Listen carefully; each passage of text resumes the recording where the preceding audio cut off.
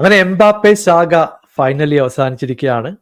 എംബാപ്പയും റയലുമായിട്ടുള്ള contract sign ചെയ്തു എന്നുള്ള വാർത്തയാണ് ഇപ്പോൾ ഒഫീഷ്യലായിട്ട് ഫബ്രീസിയോ റൊമാനോ ഒക്കെ കൺഫേം ചെയ്തിട്ടുള്ളത്. നെക്സ്റ്റ് വീക്കിൽ എന്തായാലും അനൗൺസ്മെന്റ് ഉണ്ടാവും. Welcome to Mallu football. അപ്പോൾ നിങ്ങൾ ഈ ചാനൽ സബ്സ്ക്രൈബ് ചെയ്തില്ലെങ്കിൽ നിങ്ങളെ സപ്പോർട്ട് പ്രതീക്ഷിക്കുന്നു.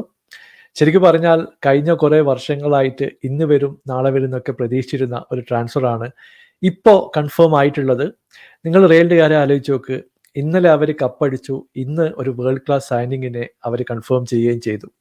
എന്തായാലും 16ാമത്തെ UCL അടിക്കാനുള്ള തയ്യാറെടുപ്പ് അവരിപ്പോഴേ തുടങ്ങി എന്ന് നമ്മൾ വിചാരിക്കണം. കാരണം ഇപ്പോഴുള്ള സ്ക്വാഡിലേക്ക് എംബാപ്പെ കൂടി വന്നു കഴിഞ്ഞാലുള്ള അവസ്ഥ നിങ്ങളൊന്ന് ആലോചിച്ച് നോക്ക്. കഴിഞ്ഞ വർഷം അവർ ബെല്ലിംഗാമിനെ കൊണ്ടുവന്നു, 120 മില്യൺ കൊടുത്താണ് ബെല്ലിംഗാമിനെ സൈൻ ചെയ്തിട്ടുള്ളത്. ഈ വർഷം എംബാപ്പയെ കൊണ്ടുവരുന്നു. എനിക്ക് തോന്നുന്നു മറ്റ് ക്ലബ്ബുകൾക്കൊക്കെ മാതൃകയാക്കാൻ പറ്റുന്ന ഒരു ട്രാൻസ്ഫർ സ്ട്രാറ്റജി തന്നെയാണ് റയൽ ഇപ്പോൾ ഫോളോ ചെയ്യുന്നത്. ഒരു കിഡിലം ഓഫറാണ് എംബാപ്പയ്ക്ക് കിട്ടിയിട്ടുള്ളത്. പുള്ളിക്ക് 100 മില്യൺ യൂറോസിന്റെ സാധനം ഓഫർ ഉണ്ട്. അതിനുശേഷം എല്ലാ വർഷവും 15 മില്യൺ ശമ്പളമായിട്ട് ലഭിക്കും. എന്തായാലും പുള്ളി ശക്തമായിട്ട് തന്നെ റയലിലൂടെ മുമ്പോട്ട് പോകട്ടെ എന്ന് നമുക്ക് പ്രതീക്ഷിക്കാം. മറ്റൊരു ന്യൂസ് നമ്മൾ കേൾക്കുന്നത് ജോസെ മറീഞ്ഞോയുടെ ക്യാമ്പിൽ നിന്നാണ്. പുള്ളി AS റോമ വിട്ടതിന് ശേഷം EPയിലേക്ക് മടങ്ങി വരുന്നു എന്നുള്ള റൂമറൊക്കെ നമ്മൾ കേട്ടിരുന്നു. പക്ഷേ ഇപ്പൊ പുറത്തു വരുന്ന വാർത്തകൾ അനുസരിച്ച് ടർക്കിഷ് ക്ലബ്ബായിട്ടുള്ള ഫെനർബേച്ചയുമായിട്ട് 2 വർഷത്തെ കോൺട്രാക്റ്റ് ആണ് ജോസെ മൊറീഞ്ഞോ സൈൻ ചെയ്തിട്ടുള്ളത്. എൻ്റെ ഒരു പേഴ്സണൽ ഒപ്പീനിയൻ ഇത് വലിയൊരു ഡൗൺഗ്രേഡ് ആയിട്ടാണ് എനിക്ക് തോന്നുന്നത്. കാരണം ചെൽസിയിൽ നിന്ന് മാഞ്ചസ്റ്റർ യുണൈറ്റഡിലേക്ക് പോയി, സ്പേഴ്സിലേക്ക് പോയി, അതിനുശേഷം AS റോമയെ പരിശീലിപ്പിച്ച് അവിടെ യൂറോപ്യൻ കപ്പടിക്കാൻ സഹായിക്കുന്നു. ഇതൊക്കെ മാറ്റി നിർത്തി പുള്ളി ടർക്കിഷ് ലീഗിലേക്ക് പോകാന്ന് പറയുമ്പോൾ കമ്പാരിറ്റീവ്ലി ഒരു വീക്കസ്റ്റ് ആയിട്ടുള്ള ലീഗാണ്. എന്തായാലും അവിടെയും കപ്പടിക്കാൻ മൊറീഞ്ഞോക്ക് കഴിയട്ടെ എന്ന് നമുക്ക് പ്രതീക്ഷിക്കാം. പുള്ളി ഏതായാലും റിട്ടയർമെന്റിന്റെ കാര്യങ്ങളൊന്നും ഇപ്പൊ ചിന്തിക്കുന്നില്ല എന്നാണ് നമുക്ക് മനസ്സിലാക്കാൻ സാധിക്കുന്നത്. മറ്റൊരു ന്യൂസ് വരുന്നത് മാഞ്ചസ്റ്റർ യുണൈറ്റഡിന്റെ ക്യാമ്പിൽ നിന്നാണ്. 2 വർഷങ്ങൾക്ക് മുമ്പ് വളരെ പ്രതീക്ഷയോടെ സൈൻ ചെയ്തിട്ടുള്ള ഒരു പ്ലെയറാണ് കസമീറോ. ആദ്യത്തെ വർഷം കിഡിലമായിട്ട് കളിച്ചു, യാതൊരു പ്രശ്നവുമില്ല. എന്നാൽ 2ാമത്തെ വർഷം മോശപ്പെട്ട പെർഫോമൻസ് പല മത്സരങ്ങളിലും കസമീറോ സൈഡിൽ നമ്മൾ കണ്ടു.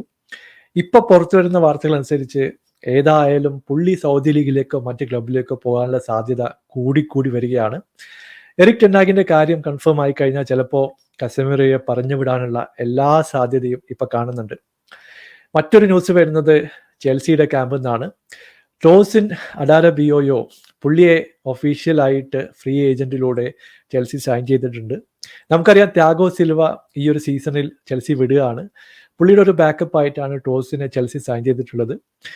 നല്ലതായിട്ട് കളിക്കുന്ന ഒരു പ്ലെയർ തന്നെയാണ്, പ്രീമിയർ ലീഗ് എക്സ്പീരിയൻസ് ഉണ്ട്. ഇപ്പോൾ ഏരിയൽ ഡുവൽസ് ആയാലും ബോൾ പ്ലേയിങ് എബിലിറ്റി ആയാലും ഒരു പോസിറ്റീവായിട്ടുള്ള ഫീഡ്ബാക്കും കമൻസും ഒക്കെയാണ് ടോസിനെ പറ്റിയിട്ട് പല ആൾക്കാരും പറയുന്നത്. എന്തായാലും പുള്ളി നന്നായിട്ട് ചെൽസിയിൽ ഡെവലപ്പ് ആകട്ടെ എന്ന് പ്രതീക്ഷിക്കാം. മറ്റൊരു ന്യൂസ് വരുന്നത് ബാഴ്സ ക്യാമ്പിൽ നിന്നാണ്. ബാഴ്സയിൽ നിന്ന് ലോണിലൂടെ ബ്രൈറ്റണിലേക്ക് പോയൊരു പ്ലെയറാണ് അൻസു ഫാറ്റി. പുള്ളി ലോൺ കഴിഞ്ഞിട്ട് ബാഴ്സയിലേക്ക് തിരിച്ചു വരികയാണ്. ഹാൻസി ഫ്ലിക്കിന്റെ പ്ലാനിൽ അൻസു ഫാറ്റി ഉണ്ടോ എന്ന് ചോദിച്ചിട്ടുണ്ടെങ്കിൽ നമുക്കറിയില്ല. കാരണം യമാല് വളരെ കൃത്യമായിട്ട് അവിടെ കളിക്കുന്നുണ്ട്. പുള്ളീനെ പോലുള്ള ടാലന്റിനെ മാറ്റി നിർത്തി അൻസു ഫാറ്റിക്ക് ഇടം കൊടുക്കുമോ എന്നുള്ള കാര്യം നമുക്കറിയില്ല. എന്തായാലും ബാഴ്സ ഈ ഒരു സീസണിൽ പല പ്ലേയേഴ്സിനെ വിൽക്കാൻ പോകുന്നു എന്നുള്ള വാർത്ത നമ്മൾ കേട്ടിരുന്നു. ആരോഹോ, റഫീനയൊക്കെ ആ ലിസ്റ്റിലുണ്ട്. അതിനുകൂടെ അൻസു ഫാറ്റിയും പുറത്തേക്ക് പോകുമോ അല്ലെങ്കിൽ ഈ ഒരു ലോൺ എക്സ്റ്റെൻഡ് ചെയ്തിട്ട് മറ്റൊരു ക്ലബിലേക്ക് പോകുമോ എന്നുള്ള ഒരു ചോദ്യമാണ് പല ബാഴ്സ ഫാൻസും ഇപ്പോൾ മുന്നോട്ട് വെക്കുന്നത്. എന്തായാലും കൂടുതൽ ട്രാൻസ്ഫർ വിശേഷങ്ങളുമായിട്ട് പുതിയൊരു വീഡിയോയിലൂടെ കാണാം. Thank you so much for watching. Bye for now.